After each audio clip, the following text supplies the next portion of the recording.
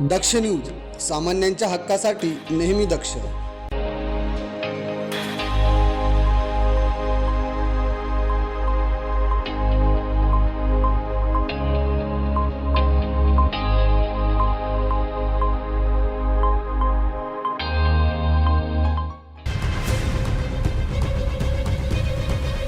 नाशिकच्या सातपूर परिसरामधील हॉटेल हयात दरबारच्या पाठीमागील परिसरात गोमांस विक्री होत असल्याचा धक्कादायक प्रकार स्थानिक तरुणांनी उघडकीस आणला होता.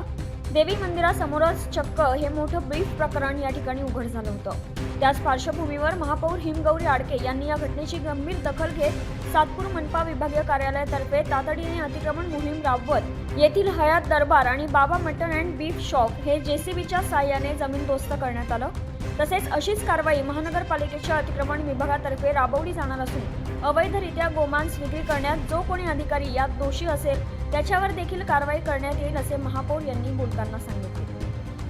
काल इथे कारवाई झालेली आहे. गोमांस पकडलं गेलं होतं आणि त्याच विषयाला धरून हे अतिशय चुकीचं आहे. आपण बघताय इथे मंदिर आहे आणि ही सगळी जागा जी आहे बघताय ती अतिक्रमित आहे आणि लिटरली प्लेट लावलेली आहे तिथे की इथे गोमांस मिळेल म्हणून. अशा पद्धतीने सगळ्या ज्या नियमांचा चुराडा करून हे अगदी मोकाटपणे जे काही चुकीचं कृत्य करताय याला कुठेतरी घाला घालणं अतिशय महत्त्वाचं आहे आणि म्हणून तातडीने ही आज कारवाई करत आहोत आणि अशा प्रत्येक ठिकाणी आम्ही हीच कारवाई करणार आहोत. इकडचे स्थानिक नगरसेवक असतील, नागरिक असतील, त्यांनी कुठल्याही प्रकारची धास्ती घ्यायची गरज नाही आहे. कारण आता नाशिकमध्ये अतिक्रमण आम्ही शक्यच नाही आहे राहू देणं. आम्ही सगळ्या नियमानुसार ही कारवाई करणार आणि जेवढे अतिक्रमित जागा आहे त्या मोकळ्या करणार हे आम्ही ठाम केलेलं आहे.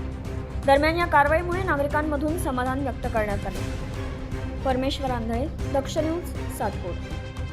कुष्ठरोग हा शाप नाही तर एक उपचार योग्य आजार आहे. मायकोबॅक्टेरियम लॅप्रे जीवाणूमुळे होणारा हा जुनाट संसर्गजन्य रोग त्वचा, मज्जातंतू आणि नाकाच्या आतील त्वचेवर परिणाम करतो. सुन्नपणा, फिकट पॅचेस, बोटे वाकडी होणे किंवा नाक चोंदणे ही त्याची लक्षणे आहेत. संसर्ग झाल्यानंतर लक्षणे दिसायला 5 ते 20 वर्ष लागू शकतात, पण घाबरण्याचं कारण नाही. मल्टी ड्रग थेरपीने हा रोग पूर्णपणे बरा होऊ शकतो. म्हणूनच वेळेवर निदान करा, उपचार घ्या आणि जागरूकता पसरवा. सार्वजनिक आरोग्य विभाग, नाशिक महानगरपालिकाद्वारे जनहितार्थ प्रसारित.